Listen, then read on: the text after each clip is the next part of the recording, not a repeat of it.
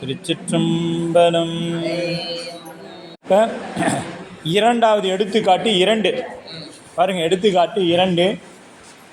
வித்துண்டா மூலம் முளைத்தவா தாராகமாம் அதன் தாள் நிற்றல் அவர் வினையால் வித்தாகாம் வேட்டுவனாம் அப்புழு போல் வேண்டுருவை தான் கொடுத்து கூட்டேனே கூட்டானே மண்மேல் குளிர்ந்து அப்படின்ட்டார்.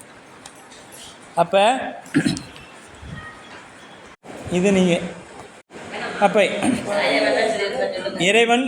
அப்போ இறைவன் கட்டுடுதலும் இல்லை, என்ன பண்ணுறது, திரிந்து போகிறதும் இல்லை. இது எது போன்று என்றால் கற்பு நூலின் பொருள்கள் சொல்லும் நிலையில் தோன்றி ஒடுங்கினாலும் அதனால் தன் தன்மை தெரியாது உயிரின் இயல்பு. கற்ற நூலின் பொருள்கள், அதாவது கற்ற நூலோட பொருள்கள் சொல்லும் நிலையில் தோன்றி ஒடுங்கினாலும், ஒரு பொருள் சொல்ல வரோம், தோன்றி ஒடுங்கினாலும் அந்த மையப்பொருள் மாறிடுமானா மாறாமல் சொல்லணும். இப்போ நம்மளுடைய அடிப்படை என்ன? சைவ சித்தாந்தம். நாம் எங்கே பேசினாலும் என்ன பண்ணிடணும், உள்பொருள் சிறக்கும் இல்பொருள் தோன்றாதுங்கிறது நிலையாக இருக்கணும். உலகம் தானாகவே தோன்றாது இறைவனால் படைக்கப்படுங்கிறதுலையும் இருக்கணும். இதெல்லாம் விட்டுட்டு அதே மாதிரி பதி பசு பாசங்கிறதெல்லாம் இருக்கணும், வினை கொள்கை இருக்கணும். இதெல்லாம் விட்டுட்டு இதுக்காக எத்தனை எடுத்துக்காட்டு இதெல்லாம் சொல்லலாம். இது அந்த கொள்கைக்கு அடிப்படையில் சொல்லலாமே ஒழிய எடுத்துக்காட்டோ உதாரணமோ வேறு பக்கம் இருந்து சொன்னாலும் மையப்பொருள் மாறிடும். அது மாறாமல் சொல்லணும். அதுபோல் அது எந்த நிலையிலையும் மாறாது. இதை செய்யுளின் 3 ஓமைகளால் வந்துள்ளது. அப்போ ஓமை அப்படிங்கிற காலத்தின் குலத்தின் நனவுவின் கண்ட கனவுகளை கண்டது. ஓமை 3ஆக வந்தது. எப்படி? காலத்தினாலும் காலத்தில் பார்க்கலாம், காலத்தில்னா வெளியில், அப்புறம் உள்ளத்தில் பார்க்கலாம், அப்புறம் கனவுல பார்க்கலாம். கற்ற நூல் பொருந்தும் சொல்லும் இதனை நினைவோரும் அப்படின்னு. அப்போ படைக்காமல் படைத்து காக்காமல் காத்து அழிக்காமல் அழித்து நிற்பது என்பது இதனை கருவிகளை கொண்டு செய்யப்படாத போது அவற்றால் பல முரண்பாடுகளை எய்தி வருத்தம் சோர்வு முதலிய மாற்றங்கள் உட்படுவர். இப்போ ஒரு தொழிலை செய்கிறாங்கன்னா அவங்க என்ன பண்ணுவாங்க, ஒரு சோர்வு ஏற்பட்டுரும் இல்லை. ஆனால் இவர் இத்தனை தொழில் செய்கிறார், 5 தொழில் செய்கிறாரு. அது மட்டும் அல்ல, அவ்வளவு ஆன்மாவின் உயிரின் ஏற்றார் போல் எல்லா வேலையும் செய்கிறார். அப்போ நினச்சி பாருங்க, எப்படா ஒரு ஆள் இத்தனை வேலையும் செய்கிறார், எவ்வளோ பெரிய சாஃப்ட்வேர் இருக்கும், இதுதானே வேலையும் செய்கிறாரு அப்படின்னு நமக்கு. அதே மாதிரி அவருக்கு என்னைக்காவது நாம் என்ன பண்ணுறோம், கொஞ்சம் பணி செய்கிறோம், அதில் ஏதேனும் இடையூறு ஏற்பட்டால் பூரா இது என்ன சொன்னாலும் இது திருந்த மாட்டேங்குது, சொல்கிறோமா இல்லையா? இப்போ அப்படின்னு நான் சொல்லியிருக்கேன் சில நேரங்களில், உங்களுக்கெல்லாம் என்ன சொன்னாலும் திருந்துற பாடு இல்லை. அப்போ என்ன ஆகிடுச்சு, இனிமேல் சொல்ல போகிறது இல்லை. சரி, இதை என்னைக்காவது இறைவன் நம்ம மட்டும் நினச்சிருக்கானா? அப்படி நினச்சிருந்தா நம்மளை பிறவிக்கு கொண்டு வருவானா? ஏன்னா யமனே கோவப்பட்டிருக்கிற அளவுக்கு நம்ம பிறவி இருந்திருக்கு. யமன் கண் எப்படி இருக்குது, சிவப்பாக்குது, ஏன் நம்மகிட்ட கோபமாகறான்? இல்லை ஏண்டா நானும் உன்னை அவர் போடுறார், இங்கே வந்துமாடா இந்த பூலோகத்தில் வந்துமா இறைவனை நினைக்காம மீண்டும் யமலோகத்துக்கே வர, இனி ஏன்டா இப்படி சித்திரவாதப்படுத்துகிறேன், வேலை சுமையை அதிகமாக கொடுக்குறேன், எப்படியாச்சும் அங்கே போய் அங்கே கூட நினச்சி பெருமான்கிட்ட போயிடுவேன்னு நினச்சா நீ பெருமானை நினச்ச பாடு இல்லை, வா உன்னை தட்டி நல்ல எண்ணெயில் போட்டு நல்ல முக்கரவா அப்படின்னு சொல்லி சாமி கூட்டிகிட்டு போகிறேன். அந்த மாதிரி அவற்றை படை முரண்பாடுகள் எய்தி வருத்தம் சோர்வு இல்லாது இறைவன் அவற்றை போல கருவியாய் செய்யாது சங்காரமாகிய நினைத்த மாத்திரத்தில் செய்வான். இறைவன் நம்மளை போன்ற கருவி வச்சு செஞ்சுருந்தானே என்ன ஆகுங்க, இதுக்கெல்லாம் சோர்வு ஏற்பட்டுரும் கருவிகளால். அவன் கருவிகளால் இதனை செய்யவில்லை. எதனால செய்கிறான்? சங்கல்ப மாத்திரத்தில் செஞ்சான். விச்சது இன்றியே விளைவு செய்குவாய், விண்ணகம் மண்ணகம் முழுதும் வைத்து வாங்குவாய், வஞ்சகப்பெரும் புலையனேனையும். அப்படி நொடி மாத்திரத்தில் உலகத்தை நிற்க வைப்பார், அதே நொடி மாத்திரத்தில் உலகத்தை இயங்க வைப்பார். அதுதான் அவருடைய வேலை. அதுதான் சங்கல்பம் அப்படின்னா இந்த ஒரு அரை மாத்திரை நேரம் தான் ஒரு சங்கல்பம். அரை மாத்திரை அம்மாவுக்கு தெரியும். அரை மாத்திரைன்னா என்ன, அப்படி வாய் திறக்கிறதுக்குள்ளே அந்த கண் அப்படி சிமிட்டுறதுக்குள்ளே வர நேரம். ஆமாம், வரக்கு முன்னாடி அரை மாத்திரை. ஆன்னு சொல்லிட்டோம்னா ஒரு மாத்திரை.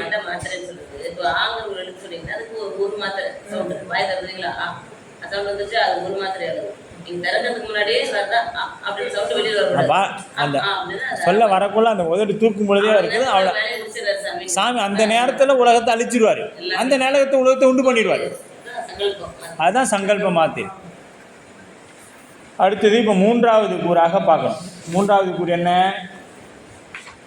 முதல் நூற்பாவில் மூன்றாவது அந்தம் ஆதி என்பனார் புலவர். அந்தம் ஆதி என்ற மூன்றாம் அடியின் விளக்கமாக இம்மூன்றாம் கூறு அமைகிறது. இனி சுற்றறிவாகிய பிரபஞ்சம் கட்டுணர்வின்றி நின்று சங்காரத்தின் வழி அல்லாது சுதந்திரமின்றி நிற்றலன் சங்காரமே முதல் என்றது. இப்போ சங்காரம் முதல் என்பது மேற்கோளும் முன்னே உள்ளது அதனை நினைவு கூறப்படும் ஏதுவாகவும் அமைந்திருக்கிறது அப்படின்னு சொல்லப்படுது. மேற்கோளின் விளக்கம் முதல்வர் பலர் என்பதை மறுத்தல். இப்போ முதல்வர் பலரா ஒருத்தரான்னு ஒரு கேள்வி வந்துடுச்சுன்னா இதெல்லாம் யாருக்கு சொல்கிறாரு? எந்த சமயத்துக்கு சொல்கிறாங்க? ஆமாம், அவங்கெல்லாம் இதெல்லாம் ஒத்துக்காதவங்க. அதனால் அவங்களுக்காக இதை தெளிவுபடுத்துகிறார். புராணங்களின் அடிப்படையில் சிலர் பின்வருமாறு கூறுகிறது. நூல்களின் மும்மூர்த்திகள் முதலாகிய கடவுள் பலர் பேசப்பெறுகிறார்கள். எவ்வாறு தேவர்களது பெயர்களும் அவர்களுக்கு ஏற்ற வழிபாடு முறைகளும் சொல்லப்பெறுகின்றது. ஆகவே உலகிற்கு முதல்வர் பலர் உலர் என கொள்ளுதலே பொருத்தமாகாது. இப்போ ஒரு கட்டடத்துக்கு 10 இன்ஜினியர் இருந்தால் அந்த கட்டடம் எப்படி இருக்கும்? சூப்பராக இருக்கும். கண்ணில் பார்க்க முடியாது. அம்மா அதைய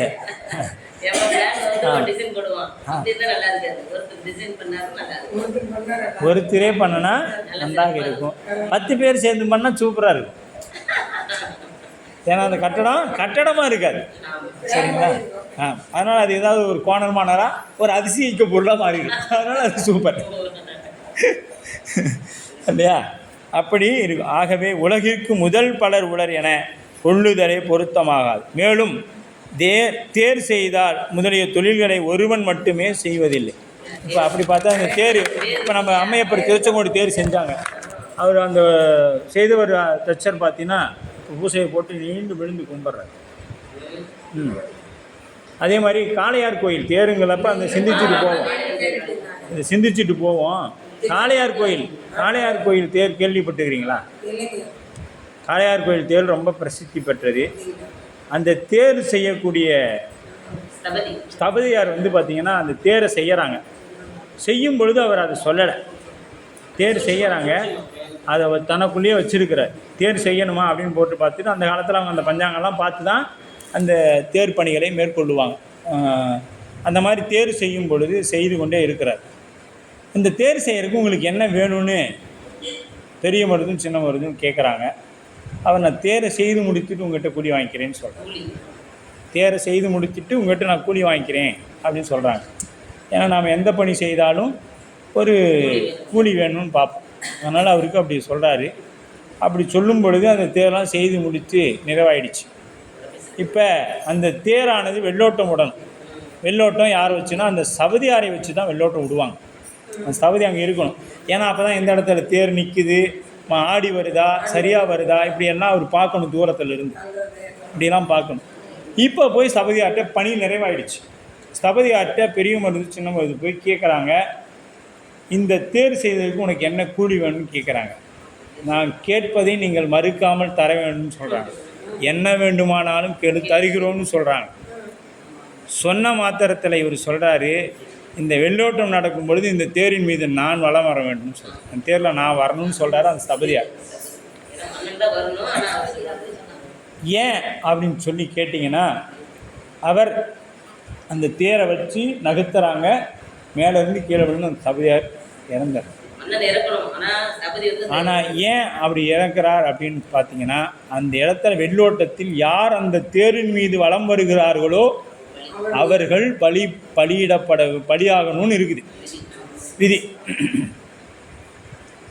அதனால் மண்ணின் மீது கொண்ட இந்த தேரை இவ்வளவு நேர்த்தியாக செய்ய வைக்கிறானே அப்படிங்கிற அந்த அடிப்படையில் இந்த ஸ்தபதியார் தன்னுடைய உயிரையே கொடுத்து கொண்டார். மன்னன் மீது வைத்த அன்பு. அதே மாதிரி இறை பக்தியில் அவங்களுடைய இதுபோல் இன்னும் இவங்க இருந்தாங்கன்னா இந்த கோயிலுக்கு எத்தனையோ செய்யலாம், நாம் இருந்து என்ன செய்ய போகிறோங்கிற ஒரு நிலை இருந்திருக்கலாம். சரிங்களா? அந்த மாதிரியெல்லாம் நம் சமயம் காப்பாற்றப்பட்டுள்ளது. அந்த 2 கோபுரத்தை பீரங்கி வச்சு அடிப்பேன்னு சொன்ன மாத்திரத்தில் தன்னுடைய உயிரை கொடுத்தவங்க தான் பெரிய மருந்து சின்ன மருந்து. காளையார் கோயில் தான் 2 கோபுரம் இருக்கும். அதே மாதிரி பெரிய கோபுரம் ஒன்று, சின்ன கோபுரம் ஒன்று. மரமும் 2 மரம் இன்றைக்கும் போனீங்கன்னா பார்க்கலாம். பெருசாக ஒரு மரம் இருக்கும், இது பனை மரம். சின்னதாக ஒரு பனை மரம் இருக்கும். அப்போ 2 மனை மரம் இருக்கும். நம்ம பாடல் பட்ட ஸ்தலம் திருப்பத்தூர் பக்கத்தில் இருக்குது. நம்ம போயிருக்கோம். நம்ம தலையாத்திரை மேற்கொண்டு இருக்கோம். அப்போலாம் நீங்கள் பாண்டி 14 போகும்பொழுது வந்ததில்லை. இந்த மாதிரி இந்த மாதிரி தலங்கள் எல்லாம் நம்ம நாட்டில் இருக்குது. எல்லாம் போகணும். இந்த மாதிரி தலங்கள்லாம் போனால் தான் நாம் செய்யக்கூடிய தொண்டெல்லாம் ஒரு பைசாவுக்கு பிரயோஜனம் இல்லைன்னா அப்போ தான் நமக்கு தெரியும்.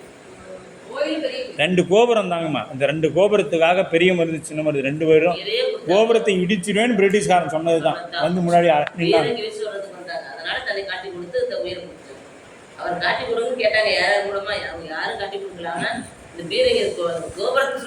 இந்த வரலாறு எல்லாம் எங்கே வரணும்னா நமக்கு 1வது பாட புத்தகத்திலிருந்து வரணும். ஆனால் இன்றைய சூழல் அது போல் இல்லை, மறைக்கப்படுது. நிறைய செய்திகள் நம்மளுடைய வரலாறு மறைக்கப்படுது. எல்லாம் நல்ல வரலாறுகள் மறைக்கப்படுது. அது திருவள்ளுவர் என்னைக்காவது கொண்டு வரட்டும், பெருமாண்ட வேண்டும். இவ்வுலகை படைத்தல் முதலியை ஒருவனே இப்போ ஒருத்தர் தான் அந்த ஸ்தபதியார் மட்டும்தான் அந்த தேரை செய்தாரான்னா இல்லை.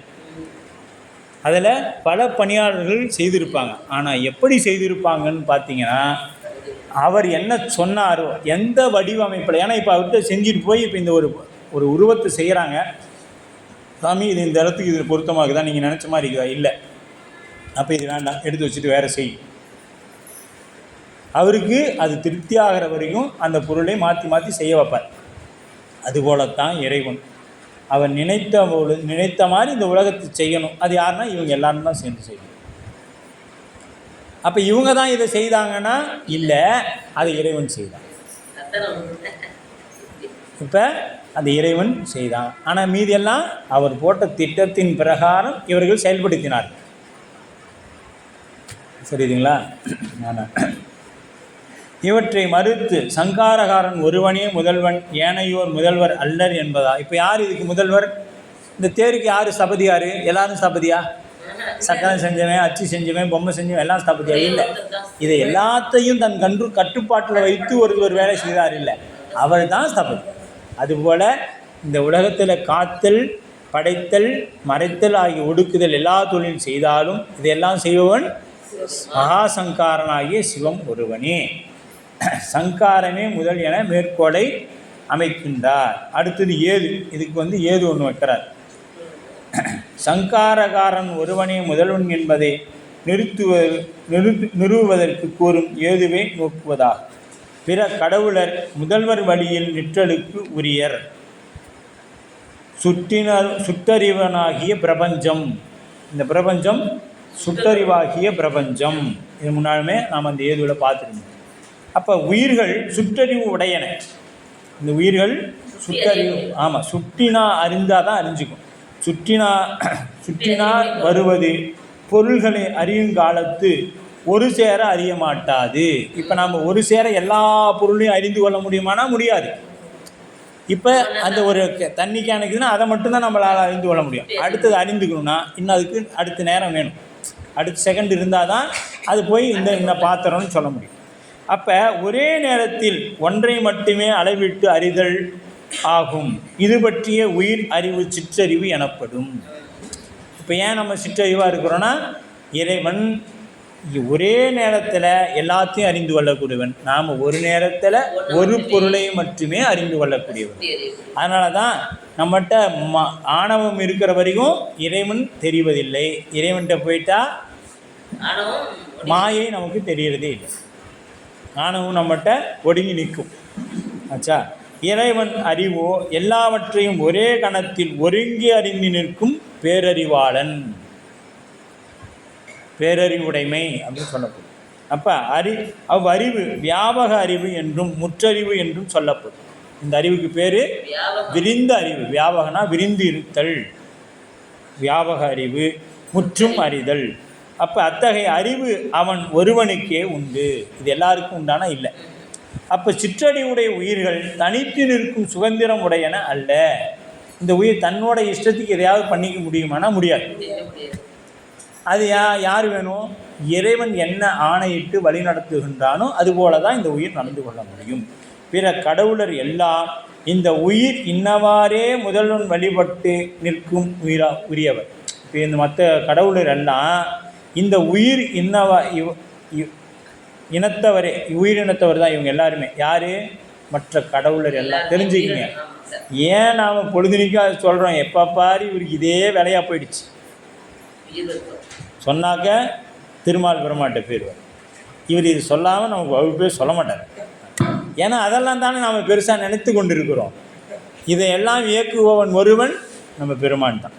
இப்போ முதல்வன் அவன் வழியா. இப்போ தேர் முதலியவற்றை செய்யும் பொழுது அவரவர் தம் போக்கில் சுதந்திரமாக செய்வார்களே. ஆனால் தேர் எப்படி இருக்கும்?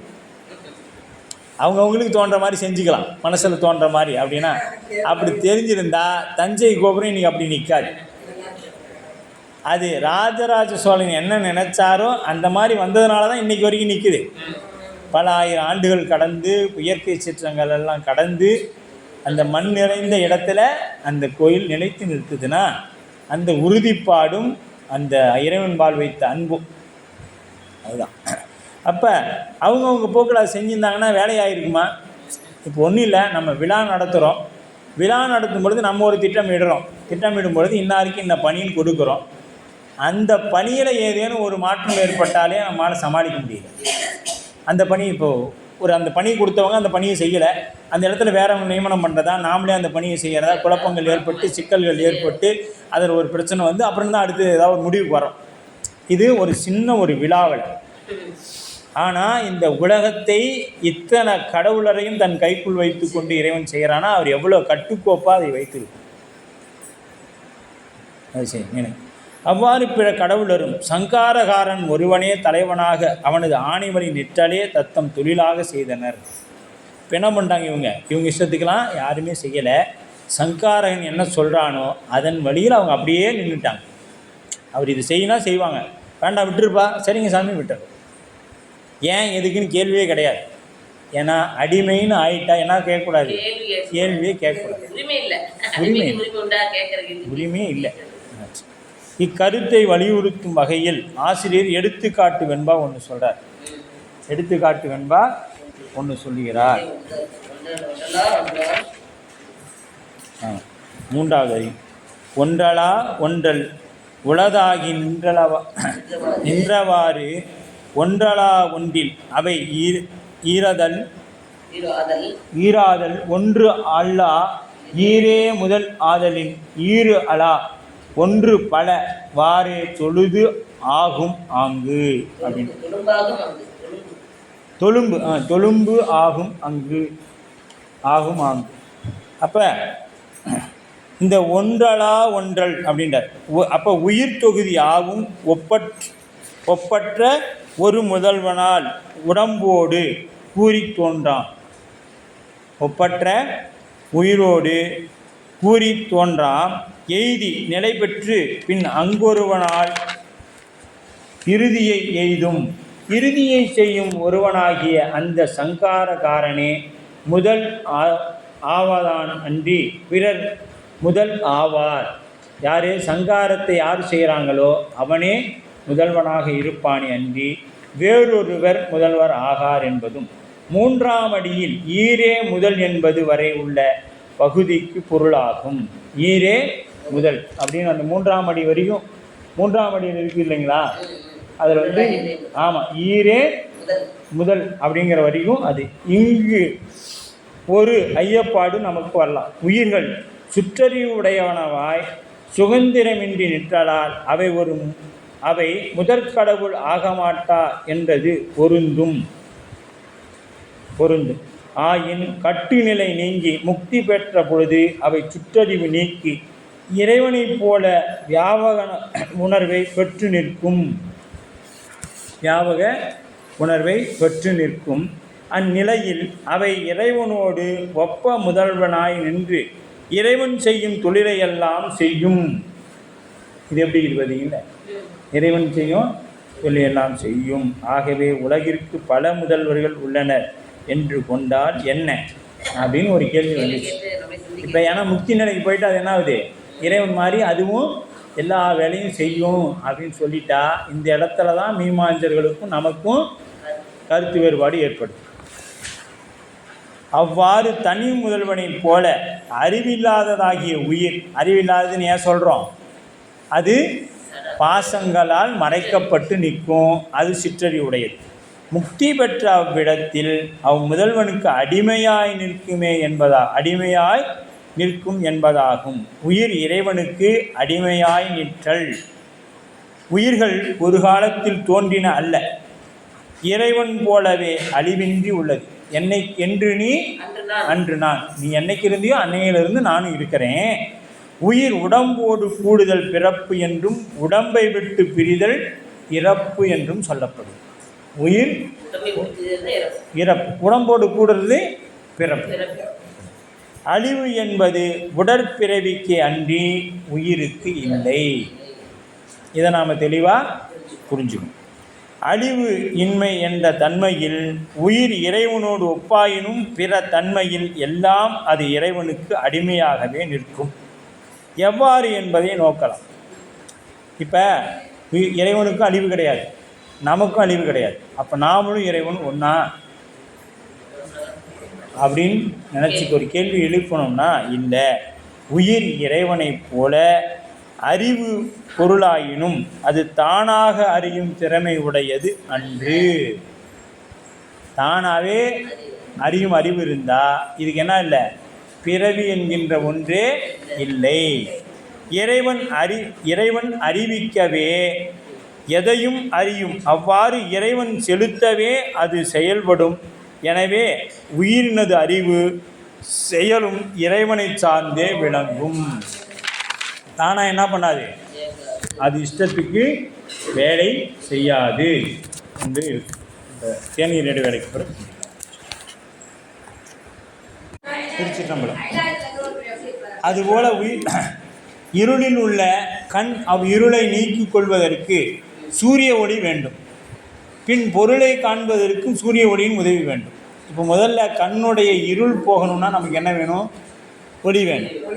ஒரு பொருளை பார்ப்பதற்கு என்ன வேண்டும், ஒளி வேண்டும். இப்போ நமக்கு கண் வெளிச்சம் வந்துருச்சு, ஆனால் அங்கே இருக்கிற பொருள் தெரியல, அதுக்கு என்ன வேணும், அங்கே ஒரு ஒளி வேணும். இப்போ இதை ரெண்டையும் செய்கிறது எது அப்படின்னா சூரியன்.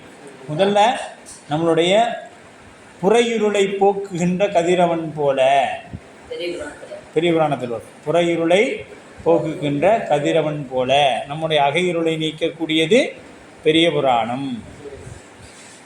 அப்போ அதுபோல உயிர் தன்னை பிணித்துள்ள அறியாமையாகிய இருளை நீக்கிக் கொள்வதற்கு மட்டுமின்றி இறைவனை கண்டு அனுபவதற்கும் இறைவனது உதவி நமக்கு தேவை. இப்போ இந்த சூரிய ஒளி எப்படி முதல்ல நம்மளுடைய கண் இருக்கக்கூடிய வெளிச்சத்தை காமிக்கிறதுக்கு முதல்ல சூரிய ஒளி தேவை. இன்னொரு பொருளை காண்பதற்கும் நமக்கு சூரியன். இப்போ நம்ம கண்ணில் பட்ட அந்த பொருள் மேலே ஒளி படலை அப்படின்னா நீங்கள் எப்படி அந்த பொருளை காண முடியாது. அப்போ நம்முடைய காட்டும் கண்ணுக்கும் சூரிய ஒளி வேணும். அப்புறம் அந்த பொருளை காட்டுவதற்கு அந்த பொருள் மீது சூரிய ஒளி படணும். பட்டாதான் நமக்கு என்ன தெரியும், அந்த பொருள் தெரியும். அப்போ காண்பிக்கிறதுக்கு வேணும், காட்டுறதற்கும் வேணும், ரெண்டும் வேணும். அப்போ உயிர் தன்னை பிணிந்துள்ள அறியாமையை நீக்கிக் கொள்வதற்கு இறைவனுடைய உதவி தேவை. இறைவனை காண்பதற்கும் அவனருளாலே அவன் தாள் வணங்கி. இப்போ இரண்டுக்குமே என்ன தேவை? இறைவனுடைய கருணை வேணும். இப்போ அவர் நம்மளோட அறியாமையை நீக்கிட்டார், ரைட் வச்சுக்குவோம், அவரை காமிக்கணும். அப்படின்னா காண முடியுமா? முடியாது. இப்போ சூரியனை மேகம் மறைச்சிருச்சு. மேகமோ இல்லை சூரிய காலையில் உதயமோ ஏற்படும் பொழுது நமக்கு காலையில் கண்ணுக்கு வெளிச்சம் வந்துடுச்சு. ஆனால் அந்த பொருள் மீது படலை, அப்போ அந்த பொருள் நமக்கு தெரியாது. இவ்வாறு பல வகையிலும் உயிர்கள் இறைவனுக்கு அடிமையே நிற்குமே என்பதை உணர்வதற்கு அதனின் ஈரிலா ஒன்று பலவாறு தொழும்பாகும் என்றார். தொழும்பு அப்படின்ன ஒன்று நமக்கு ஒரு எண்ணம் வரும். என்ன தொழும்புன்னா சொல்லுங்கள். அடிமை. தொழும்புனா அடிமை. தொழும்பர் கூட்டம் காட்டாயே செத்தே போனால் சரியாயே. மாணிக்குவாங்க. தொழும்பர்னா அடிமை கூட்டம். அடியார் கூட்டத்தை நீ தொழும்பனேன். தொழும் அடியார், அந்த அடிமை பண்புள்ள அடியார். தொழும்பனேன்னா அடிமைன்னு பொருள். ஆங்கு அப்போ நமக்கு என்ன இருக்கணும்? அடிமை பண்பு அவசியம் நம்ம இடத்துல வரணும். ஒரு தலைமை, அதாவது அதை மாணிக்கவாசகர் தான் அழகாக சொல்லுவார்.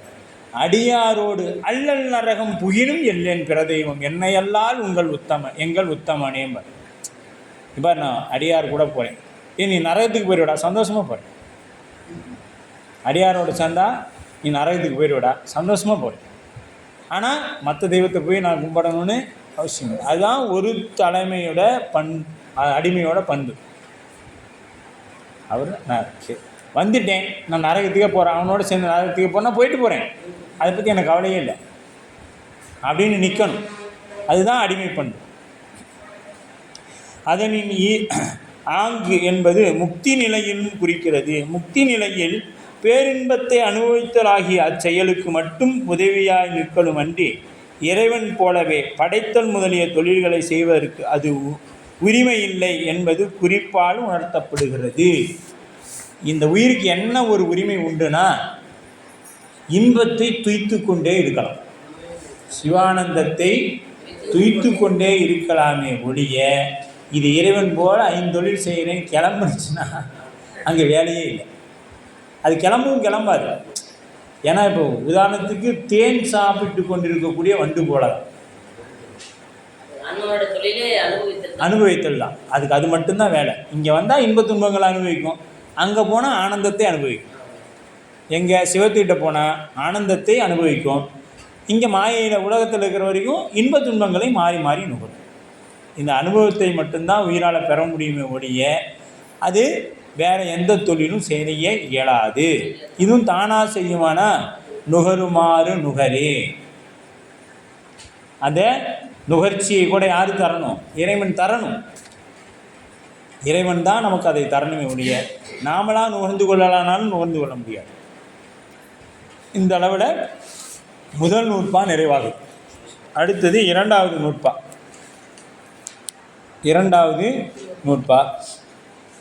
இப்போ முதல் நூற்பா உலகம் முதல்வனிடத்தில் ஒடுங்கி பின் அவனிடத்தே தோன்றும் என்பது கூறப்பட்டது. முதல் நூற்பால் நாம் தெரிந்து கொண்டது என்ன சொல்லுங்கம்மா? உலகம் தோன்றிலிருந்து ஒடுங்கும். உலகம் செய்வோன் ஒருவனை உடையது. உலகத்தை முத்தொழில்படுத்துவோன் சங்காரகாரனை. சங்காரகாரனாகிய சிவபெருமான் ஒருவனே கடவுள், ஏனையோர் கடவுள் ஆகார். முதல் நூற்பால் நிறுவிச்சு கடவுளை. அப்புறம் உயிரின் தன்மை அதில் சொல்லப்படுது. உயிர் என்றைக்கும் இறைவனுக்கு அடிமை, தொழும்பன். அதுதான் முக்கியம். ஆமாம், அடிமை அப்படிங்கிறத நாம் எழுதி. அது தோன்றும் காலத்தில் எவ்வாறு தோன்றும்? முதல்வன் எம்முறையில் செயல்படுத்துவான். அறியும் அவா மாணவனுக்கு எழுவது இயல்பு.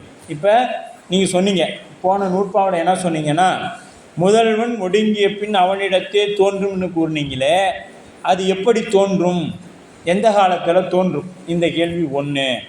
அடுத்தது, முதல்வன் அவனை எம்முறையில் செயல்படுத்துவான். இந்த முதல்வன் எப்படி அந்த உலகத்தை எப்படி விட்ட வழியில் செயல்படுத்துவான்? அதுக்கு அடுத்தது அறியும் இந்த எண்ணம் என்னாகும்? நம்மிடத்தில் மேல் ஓங்கணும். மாணவர்களிடத்தில் எங்கெங்கேயா நீங்கள் சொன்னது எதுவுமே, காலையில் சொன்னது இப்போ எதுவுமே நினைவிலே இல்லை. நாங்கள் எங்கே போய் இதெல்லாம் கேள்வி கேட்குறது அப்படின்னு வந்துடலாம் இல்லையா? அப்போ இப்போ பாருங்கள், இரண்டாவது நூற்பா மூலம். அவையே தானேயாய் இருவினையின் போக்கு வரவு புரிய ஆணையின் நீக்கம் இன்றி நிற்கும் அன்றே. இதுதான் இரண்டாவது நுட்பா. இப்போ இது கருத்துரையின் பொருள். கருத்து என்ன சொல்கிறாங்கன்னா, என் முதலிற்றோயனின் புனர் உற்பவம் வருமாறு உணர்தல் முதலிற்று அப்படின்றார்.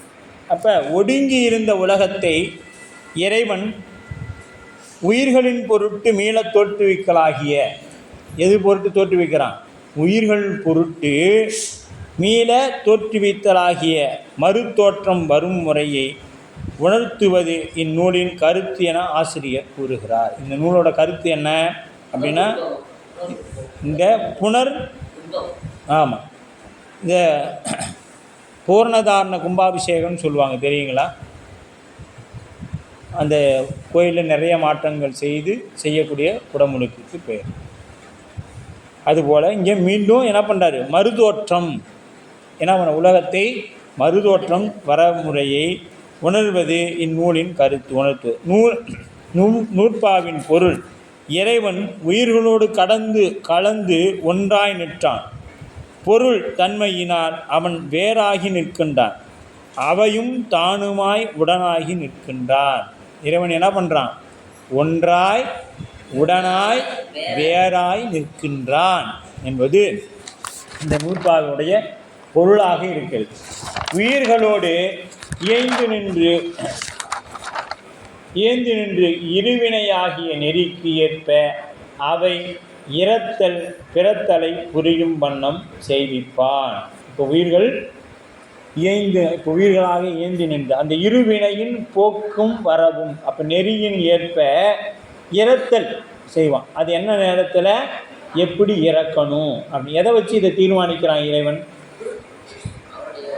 வினையை வைத்து தான் தீர்மானிக்கிறான். அப்போ புரியும் வண்ணம் செய்வான். அவ்வாறெல்லாம் அவன் செய்விப்பது தனது சக்தியாலே ஆணை என்றார். ஆணை அப்படின்னா என்ன அர்த்தம்? சக்தி. அதுதான் வேயுறு தோழி பொங்கன் பாரு, ஆணை நமதே. அதில் என்ன சொல்லு? தேனமர் தொல்கள் ஆலைகளை சென்ன துண்ணிவள் செம்பனெங்குன்னிகளை நான்முகன் ஆதியாய பிரமாபுரத்து மறைஞான ஞான முனிவன் தானொரு கோலும் நாளும் அடியாரை வந்து நலியாத வண்ணம் முறைசை ஆன சொல் மாலை போதும் அடியார்கள் வானின் அரசாழ்வர் ஆணை நமதே. ஆணை அப்படின்ட்டாவே அந்த இடத்துல சக்தி அப்படின்னு ஆயுரவே அறம்பெரு பேயடையா சிறிதையும் பிள்ளையினோடு உள்ள நினைவு ஆயினவே பரம்பருவர் ஐயுற வேண்டா ஒன்றும் ஏயனத்தோடு மேற்பங்கன் வெண்காட்டு முக்குடனின் தொய்வினையார் அவர் தம்மே தோயாவான் தீவினை. அதுலேயும் உண்மையாக நான் சொல்கிறேன்னு சொல்லிடுவார். இதில் சக்தி ஆணை, ஆணையா நீக்கமாம் அப்படின்னு சொல்லி நிறைய இடத்துல அது சொல்லியிருப்பார் திருஞான சம்பந்தர். அது வந்து பார்த்திங்கன்னா ஆணை என்பது சக்தி என்பது பொருள்படும். ஆணை என்பது சக்தி என்று பொருள்படும். அது சக்தியிலிருந்து வேறாகாது பிரிப்பின்றி நிற்பான். இப்போ இறைவன் எப்படிப்பட்டவன்? சக்தியும் தானும் வேறு இல்லை என்று ரெண்டும் அப்படியே ஒன்றோட பிரிப்பின்றி இருக்கும். பிரிப்பின்றி ஆமாம், சக்தி பின்னமில்லா எங்கள் பிரான் அப்படிங்கிறது திருவருட் பயன். ரெண்டும் வேறு வேறையாக இல்லை, ஒன்றாக தான் இருக்குது அப்படின்னு சொல்லப்படுது. இப்போ இதை பார்த்திங்கன்னா நாம் 3 கூறுகளாக இந்த நூற்பாவை பிரிக்கலாம். முதல் கூறு அப்படின்னு பார்த்தீங்கன்னா, முதல்வன் உயிர்களோடு இயைந்து நிற்றல் முதல் கூறு. இரண்டாவது கூறுன்னு பார்த்தீங்கன்னா, உயிர்களை வினைக்கு ஏற்றபடி செயல்படுத்துதல். மூன்றாவது கூறு உயிர்கள் இறந்தும் பிறந்தும் வருதல். நான்காவது கூறு உயிர்கள் செயல்படும் தனது சக்தியின்றி இறைவன் வேறாகாது நிற்றல். நான்காவது கூறு. இப்போ முதல் கூறு அப்படின்னு பார்த்தீங்கன்னா, இறைவன் ஒடுங்கிய உலகத்தை உயிர்களுக்காக தோற்றுவிக்கின்றான். இந்த ஒடுங்கிய உலகத்தை எதற்காக தோற்றுவிக்கிறான்? உயிர்களுக்காக தோற்றுவிக்கிறான் என்றால் உயிர்களுக்கும் அவனுக்கும் என்ன சம்மந்தம்? இது ஏன் அது செய்யணும்? அது பாட்டு விட்டு அது பாட்டு கேவலத்தை துன்பத்தை அனுபவிச்சுட்டு போகுது. இவருக்கு ஏன் அவளாக்கிறேன்? இங்கே வேற இப்போ கொடுத்ததே கொடுக்குறேன், ஒன்று இன்பத்தையாவது கொடுக்கணும். அதுக்கு பேசாமல் நீங்கள் சொல்கிறீங்களே நான் கேவலத்தை துன்பத்தை அனுபவிக்கிறேன்னு தெரியாமையே கூட அனுபவிச்சுட்டு இருந்திருக்கலாம்ல. ஏன் உனக்கு வேலை இல்லைன்னு கொண்டு வந்து என்னைய பிறவிக்கு போட்டுக்கிட்டு துன்பத்தை படுத்துற அப்படின்னு கேட்குறோம். அதனால தான் கேட்குறேன், ஒடுக்கிய உலகத்தை உயிர்களுக்காக எதுக்கு தோற்றணும்? அந்த உயிர்களுக்கும் அவனுக்கு என்னையா சம்பந்தம்? சும்மா தேவையில்லாமல் கொண்டு வந்து போட்டுட்டு அப்படின்னு. அப்போ இதற்கு விடை கூறுமாறு அவையே தானாய் அவையே தானே ஆய் என்னும் தொடரை அமைக்கின்றார். அவையே தானேயாய் என்பது அந்த ஒரு கூறு. அதை எடுத்துங்க. முதல்வன் உயிர்களோடு இயந்தி நிற்கின்றான். ஏன்னா அந்த உயிரை ஒருத்தன் கெட்டு போய் கிடக்கிறான், அவன் அப்படியே விட்டுறலாமா? விடக்கூடாது. எப்படியாவது என்ன பண்ணணும்? அவனை நல்லா கொண்டு வந்துடணும் அப்படின்னு நினைப்பாங்க. அந்த மாதிரி அங்கே இறைவன் அந்த உயிரின் மீது வைத்த பற்றுன்னு ஆகி போயிடுமா? பற்றுன்னு சொன்னால் அது என்ன? அது சைவ சித்தாந்த கொள்கைக்கு மாறாய். அந்த உயிரின் மீது வைத்த கருணை. நாம் வைத்தா பற்று. பற்று இருந்தால் என்ன வைப்போம்? எதையா ஒன்று எதிர்பார்ப்போம், அதுக்கு பேர் பற்று. இது எதையும் எதிர்பார்க்காது, அது கருணை. அப்போ அத்துவீதம் அத்வைதம் அப்படின்னு சொல்லப்படும். அத்துவீதம் அப்படின்னா என்ன அர்த்தம்? ஆம், பிரிப்பின்றி இருத்தல். இறைவன் தனது பெரும் நிறைவில் உயிர்களை அடங்கி கொண்டுள்ளான். கடல்வெளி நீர்ப்பரப்பை தன்னுள் அடக்கி கொண்டுள்ளது போல. இதை நாம் எங்கே பார்த்தோம்? கடல்வெளி நீர் பரப்பை தன்னுள் அடக்கி கொண்டது போல. பரப்புங்கிறது நிலப்பரப்பு. அது என்னத்தை பண்ணுது? கடல் நீரை தன்னுள்ள அடக்கிட்டு இருக்குது. எந்த தொடர்பும் இல்லை.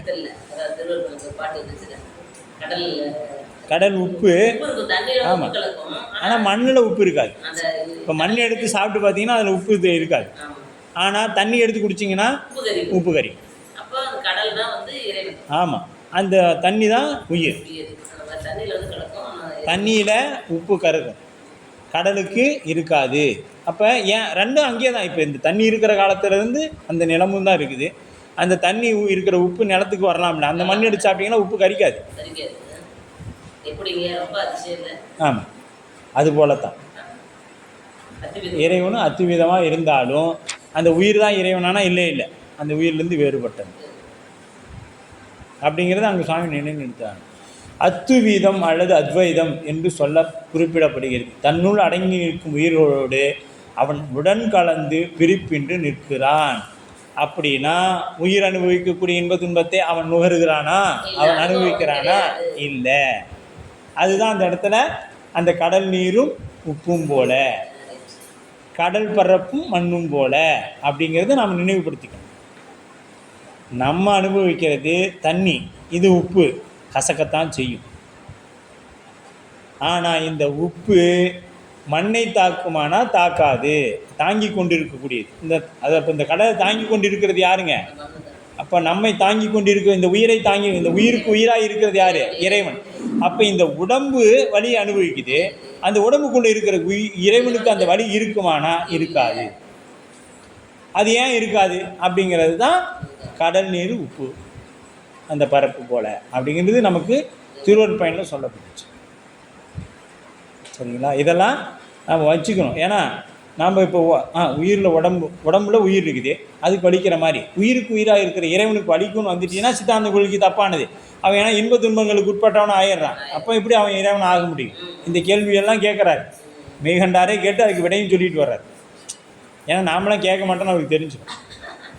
பாடம் சொல்கிறவங்களும் தூங்கிடுவாங்க, கேட்குறவங்களும் தூங்கிடுவாங்க. அதனால் என்ன பண்ணலான்னா, அது ஐயா சொன்னார் முதல் காலையில், ஐயா மாத்திரை 500 பவர் போட்டால் கூட இப்படி தூக்கம் வர மாட்டேதுங்க. அங்கேருந்து நீங்கள் வந்த வரைக்கும் நல்லா சுறுசுறுப்பாக வரேன், வந்து உக்காந்த உடனே எனக்கு நல்ல தூக்கம் வந்து அப்படின்னாரு. சாப்பிடக்குள்ள ஐயா சொன்னாங்க 500 பவர் போடுறீங்க, தூக்கம் வரவே மாட்டேங்குது அப்படி. அங்கே வந்து ஆமாம் இங்கே வந்து உட்காந்தோடனே எனக்கு தூக்கம் வந்துருச்சுங்க அப்படின்னு சொன்னேன். அவருக்கு தூங்குற கூட இந்த ஆன்மா கேட்டுட்டு தானே இருக்கும். அதுல போய் பதிஞ்சிருமில்ல, அது போலவே நமக்கு அந்த உடம்பு தானே தூங்குது. ஆமாம், அது தூக்கம் இல்லை, அந்த சிந்தனை ஒருநிலைப்படுறதுனால அது ஒரு அமைதி கிடைச்சிருக்கு. அது அப்படியே தன்னை மறந்து கண் மூடிடும், வேறு ஒன்றும் இல்லை. அப்போ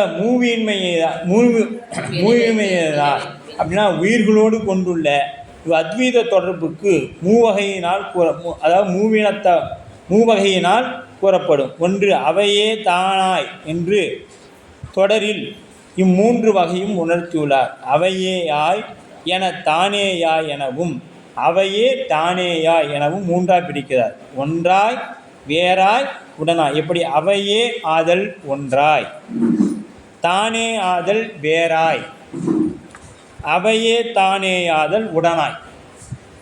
இப்படி மூணாக பிரிச்சுக்கணும். இதை என்ன பண்ணணுங்க? மூணாக பிரிச்சுக்கணும். அடுத்த வகுப்பில் இதை இன்னும் நிறைவாக சிந்திக்கலாம், ஒரு 10 நிமிடம். சரியா? அப்போ அவையே தானே ஒன்றாய், வேறாய், உடனாய். ஒன்றாய், வேறாய், உடனாய். அப்போ இது என்ன பண்ணுறது? ஒன்றாய் இருக்கிறது, வேறாய் இருக்கிறது, உடனாய் இருக்கிறது. ஒன்றாதல் உயிரின் கலப்பு இல்லாமல் உடல் தனித்து நிற்றல் இயலாது. இந்த உடலின் பாருங்கள், உயிரின் கலப்பு இல்லாமல் உடல் தனித்து நின்றால் என்ன ஆகும்? அனுபவம் வராது. அதுக்கு என்ன ஆகும்? ஆமாம், ஒன்றாதல். ஆமாம், அதாவது உயிரின் கலப்பு இல்லாமல் உடல் தனித்து நின்றால் அது என்ன? சடப்பொருள், சடம், சடலம். அதுக்கு ஆமாம், சடலம். ஆமாம், சடலம். இந்த பேர்லாம் சொல்ல மாட்டாங்க. ஒரு 10 முன்னாடி பட்டம்லாம் போட்டு இன்னார எத்தனை மணிக்கெல்லாம் எடுக்கிறாங்கலாம் கேட்க மாட்டாங்க. ஆமாம், எத்தனை மணிக்குப்பா? ஒரு 10-11 மணி. சரி, நான் ஒரு ஃபோன் பண்ணிட்டு நான் வந்துடுறேன் 10:30க்கெலாம். அவ்வளோதான், 10:30க்கு போனேன். ஆமாம், எடுக்கும்போது சொல்லுங்கள். அது அது என்னைக்கு ஆமாம், அதாவது உயிர் இருக்கும் பொழுது அவன் அவள், உயிர் போன பின்னாடி அது. ஆமாம், அது நல்ல தெளிவாக இருக்கிறாங்க நம்ம ஆளுங்க. ஆனால் அது நடைமுறை கொண்டு வர முடியாது. ஆமாம், கொண்டு வர முடியாது. அப்போ அதுபோல் இறைவனது கலப்பு இல்லாமல் எவ்வகையும் பொருள்களும் இருப்பு என்பது இல்லை. அவ்வளவு பொருள்களாக அவ்வளவு தன்மையோடு இருப்பது இறைவனது கலப்பினமாம். இறைவன் அதுவாக நிற்கின்றான். ஒன்றாய் பலவாய் நின்ற சோதி பிளம்பதோர் மேனியாகி கருணைகூர் முகங்களாரும் கரங்கள் 12 கொண்டு ஆங்கு ஒரு திருமுருகன் வந்து உதித்தனன் உலகு உய்ய. ஆமாம், உதித்தனன் அப்படின்னா புதுசாலாம் வரல. இப்போ சூரியன் உதிக்குது அப்படின்னு சொன்னோம்னா சூரியன் இருந்து மறைந்திருந்து இப்போ வெளிப்பட்டு நிற்குதுங்கிறது தான் இதனுடைய. சூரியன் புதுசாக அந்த இடத்துல வரல. அதனால் முருகன்கிற ஒருவர் புதுசாலாம் வரல, இருந்தவர் வெளிப்பட்டு தோன்றுகின்றார் அப்படிங்கிறது தான் அதில் கருத்து. அங்கு ஒரு திருமுருகன் வந்து உதித்தனன். எதுக்கு? உலகமெல்லாம் உய்யும் பொருட்டாக. அப்போ அதுபோல் இறைவன் கலப்பு இல்லாமல் எந்த பொருளுமே இந்த உலகத்தில் இல்லைங்க. ஏன்னா கல்லினுள் இருக்கும் தேரை அதுக்கே அருள் செய்யக்கூடியவன் நம்ம இறைவன். இந்த கல்லுக்குள்ளே அது எப்படிங்க கல்லில் போய் தேரைக்கு சாமி அருள் செய்வார்னா அதில் ஒரு வகையான சின்ன ஓட்டையாக இருக்குது. அந்த ஓட்டை வழியாக அந்த தேரைக்கு அந்த கல்லுக்கு நீங்கள் சிற்பம் செய்யக்குள்ளலாம் கேள்விப்பட்டிருப்பீங்க. இந்த கல் பேசும், இந்த கல் பேசாது, இது ஆண்கல், பெண்கள், அடிக்கல்லுன்னு சொல்லுவாங்க. அது அந்த கல் வேலைப்பாடு செய்கிறவங்களுக்கு தெரியும். இது ஆண்கல், பெண்கள், அலிக்கல். ஆண் சம்பந்தமான தெய்வம் செய்யும் பொழுதெல்லாம் ஆண்கல்லையும், பெண் சம்பந்தமான தெய்வங்கள் செய்யும் பொழுதெல்லாம் பெண்கல்லையும் செய்வாங்க. இந்த அலிக்கல் என்பது மற்ற சிற்று வேலைகளுக்கெல்லாம் வச்சுக்குவாங்க, படிகள் இந்த மாதிரி வேலைக்கெல்லாம் வச்சுக்குவாங்க அப்படின்னு சொல்லப்படும். இந்த மாதிரியெல்லாம் இருக்குது. அப்போ கல்லுக்கு உயிர் இருக்குதானா? இல்லை. ஆனால் அந்த கல்லுலையும் பாகுபடுத்தி பார்க்கக்கூடிய இது உண்டு ஸ்தபதி ஆழ்த்தத்தை. அது இன்னும் கொஞ்சம் விரித்தா அது நம்ம ஆமாம், கல்லில் இருக்கிற தேரைக்கும் இறைவன் அருள் செய்கிறான், மலத்தினில் இருக்கும் புழுவுக்கும் அருள் செய்கிறான் இறைவன். அவன் அப்போ எங்கே இல்லை? எல்லாமாய் அல்லதுமாய் இருந்ததனை இருந்தபடி இருந்து காட்டி சொல்லாமல் சொன்னவரை நினையாமல் நினைந்து. ஆமாம், இது எப்படிங்க நினைக்காமல் நினைக்கிறது? சொல்லாமல் சொல்கிறது. எப்படி சொல்லாமல் சொல்கிறது? தட்சிணாமூர்த்தி உக்காந்தார், இதுதான் சொல்லாமல் சொல்கிறது. நினைக்காமல் நினைக்கிறது, நாம் இறைவனை நினைக்கிறோங்கிற நினைப்பு நம்ம இடத்துல இருக்குது. நான் இறைவனுக்கு உக்காந்தனா 2 மணி நேரம் பூசை பண்ணுவேன். அப்போ என்ன நினச்சிருக்கிறீங்க? நீங்கள் உட்காரக்குள்ள டைம் பார்க்குற, இடையில 2 டைம் டைம் பார்க்குற, மறுபடியும் எந்திரிக்குள்ளே டைம் பார்க்குற, பார்க்கல. அப்போ எங்கே போய் நினைக்காமல் நினைக்கிறது இல்லையா? அப்போ நினைக்காமல் நினைக்கிறனா நம்ம எப்போ உட்காந்து, சில பேர் சொல்லுவோம் எத்தனை மணிக்கு படுத்தேனே தெரியல, அப்படி ஒரு தூக்கம். கேள்விப்பட்டிருப்பீங்க, எத்தனை மணிக்கு படுத்தம்பா அதுதான் தெரியும். ஆனால் அவ்வளோ ஒரு தூக்கம், 2 நாள் தூங்கினா கூட அப்படி தூக்கம் இருக்காது, அப்படி ஒரு தூக்கம். எந்த கனவு இடைஞ்சிருப்போம், பக்கத்தில் பாம்பு அடித்தாலே தெரியும், அந்த மாதிரி தூக்கம். அந்த மாதிரி தூக்கம் வந்துச்சுன்னா எப்படி இருக்கும்? அந்த மாதிரி தான் இருக்கணும். இறைவனோட வழிபாட்டில் அந்த மாதிரி இருக்கும். வேணா வேற எப்படி எனக்கு அடியனுக்கு உதாரணம் சொல்ல தெரியும். அந்த மாதிரி எதையுமே சிந்திக்கக்கூடாது. நாம் வழிபாட்டில் உட்காந்தா நமக்கு எல்லாமே தெரியும். இந்த உலகமே அங்கே தான் வருது. நேற்று என்ன செஞ்சோம், நாளைக்கு என்ன செய்ய போகிறோம், இப்போ என்ன செய்ய போகிறோம், அடுத்த 1 மணி நேரத்தில் நாம் என்ன செய்ய இருக்கிறோம் அப்படிங்கிறது எல்லாமே அங்கே போட்டு ஒரு திட்டமிடல் செய்கிறோம். சாமியை பூசை பண்ணாமல் திட்டமிடல் செய்து கொண்டே இருக்கிறோம். அப்படி தான் இருக்குது. அப்போ இருப்பது இறைவன், இறைவனுக்கு கலப்பு இல்லாமல் இந்த உலகத்தில் எந்த பொருளும் இல்லை. வேறாதல் அப்படிங்கிறார்.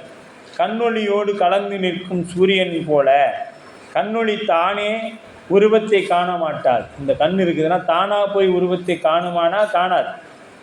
அதே சூரிய ஒளி கண்ணொளியோடு கலந்து நின்று காட்டுகின்ற பொழுது அந்த கண்ணொளி காண வல்லதே எனவும். அப்போ தான் இந்த கண்ணு போய் காணுமே ஒளிய. மீதி கண் இருந்தாலும் காணக்கூடிய பொருள் இருந்தாலும் இந்த கண்ணு ஒளி இல்லைன்னா தானா சென்று காண மாட்டாது. அப்போ அதுபோல அவ்விரு ஒளிகளும் இடையற்று நிற்கின்றது என்பது புலனாகும். சூரிய ஒளி கண்ணொளியில் ஒன்றாய் கலந்து நிற்றலும் கண்ணொளி பொருளை காண்பதாக சூரிய ஒளி கண்ணிற்கு பொருளை காட்டுதல் நிற்கும் தன்மையால் வேறுபட்டு நிற்கும். இப்போ இது அது சூரியன் அதோடு இருக்குதானா? இல்லை, அதிலிருந்து வேறுபட்டும் நிற்கிறது. அப்போது ஒன்றாகவும் இருக்குது, வேறாகவும் இருக்குது. கண்ணொடியோடு கடந்து நிற்கும் சூரிய ஒளி போல உயிர் ஒரு பொருளை அறியும் இடத்து உயிரோடு இறைவன் இடைந்தே நிற்பான். இறைவன் உயிரும் பிரிதறிய வாராது இயைந்து நிற்கும் அந்நிலையில் உயிர் பொருளை அறிவாக இறைவன் உயிருக்கு அனுபவமாய் நிற்கும் தன்மையால் வேறுபட்டு நிற்கின்றான். இப்போ இந்த உயிர் அனுபவிக்கும் பொழுது என்ன பண்ணுறான்? வேறாக நிற்கின்றான் என்றும் சித்தாகிய உயிரின் அறிவை விளக்குதற்கு சடமாகிய பிற பொருள்களை இயக்குதற்கும் இறைவன் வேறாக நிற்கின்றான். இது இன்றியமையாதது ஆகின்றது. இது என்னையாவது இன்றியமையாதது ஆகின்றது. இது வரைக்கும் என்ன பண்ணுறாரு? ஒன்றாய் வேறாக இருக்கிறாரு. அனுபவத்துக்கு வரும் பொழுது வேறாக போயிடுறாரு இல்லையா? அப்புறம் உடனாயும் வந்துடுறாரு. அப்படி இந்த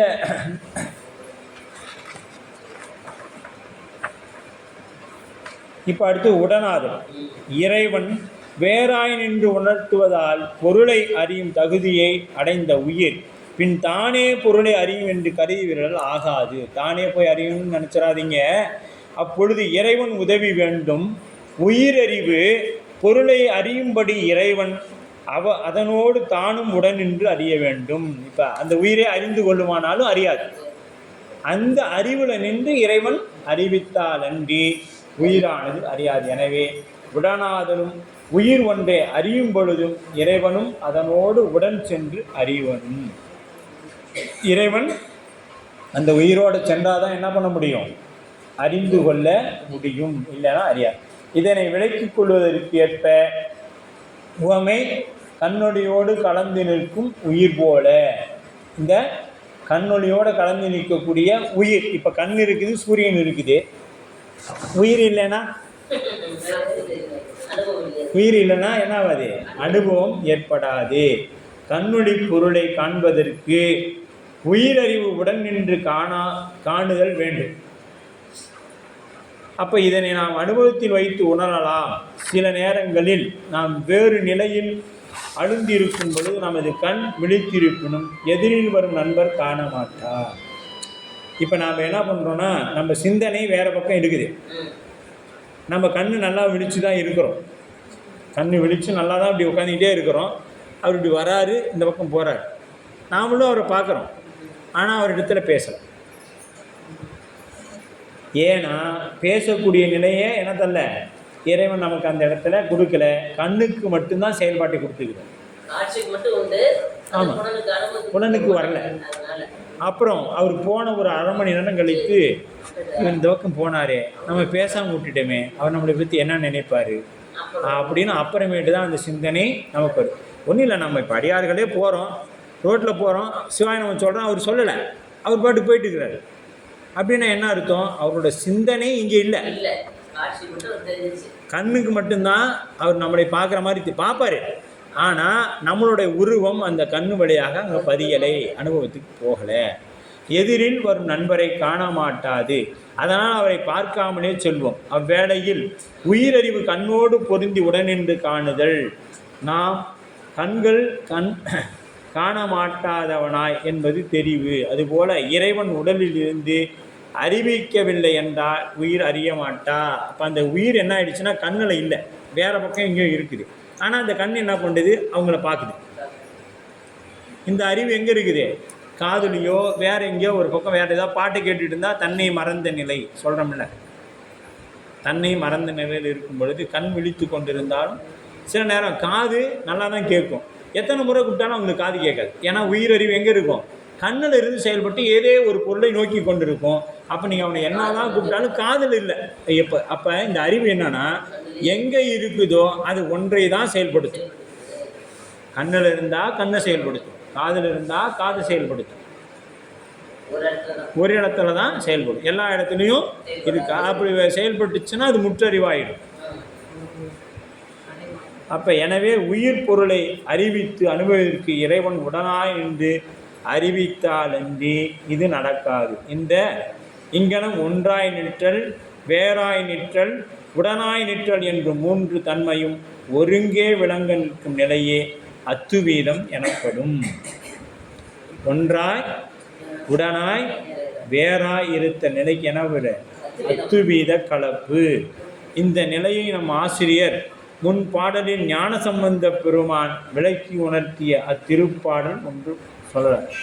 ஈராய் முதல் ஒன்றாய் இரு பெண் நான்குணம் மூன்றாய் மாமரைகள் நான்காய் வரு பூதம் ஐந்தாய் ஆறாய் சுவை ஏழாய் ஒடு சுவை ஏழோடு ஓசையோடு எட்டு திசை தானாய் வேறாய் உடனாய் இடம் வீடி மிளலையே என்பது திருஞான சம்பந்த பெருந்தகையோட பாட்டு.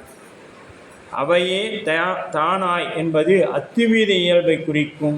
ஆசிரியர் இங்கு மேற்கோடும் ஏதுவும் காட்டி இப்பொருளை உள்ளவாறு உணர்த்துகின்றார் என்ற அளவிலே இன்றைய வகுப்பானது நிறைவு பெறுகிறது.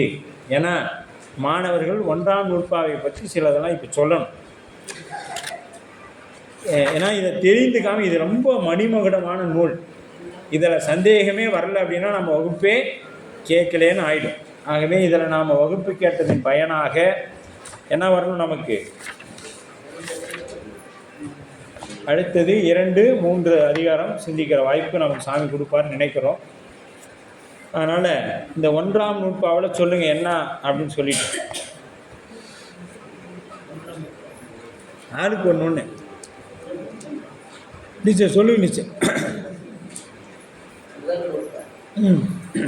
இல்லை மொத்த கருத்து அப்படியே ஒரு கருத்தாக சொல்லுங்கள். ஆமாம், முதல் நூற்பாவோட கருத்தை பதிவு பண்ணுங்க.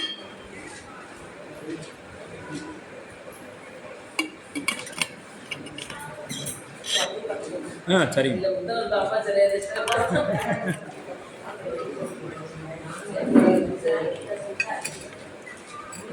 இறைவன் உண்டு என்பதை நிரூபிக்கிறதாங்க முதல் நூற்பா. 11 தான் ஃபர்ஸ்ட் நிரூபிக்குது.